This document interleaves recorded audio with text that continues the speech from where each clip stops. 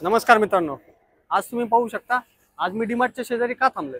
आपल्याकडे आज डीमार्टच्या शेजारी रेडी पोझिशन मधला 3 BHK चा 1200 स्क्वेअर फीट वाला रो हाऊस आलेला आहे. तर लोकेशन डीमार्टच्या शेजारी असेल. नगर हायवे पासून हार्डली 400 ते 500 मीटर अंतरावर आहे. चला तर पाहूया आपण ऍक्च्युअल रो हाऊस.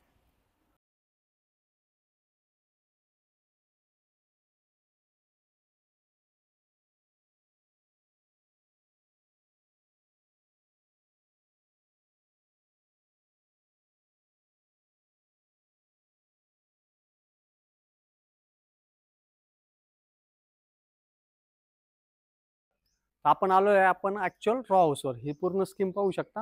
ही मोठी स्कीम आहे. यामध्ये या रो हाऊसचं कार्पेट पाहिला तर लँड पार्सल 1200 स्क्वेअर फीटचा हा आपला लँड पार्सल असेल.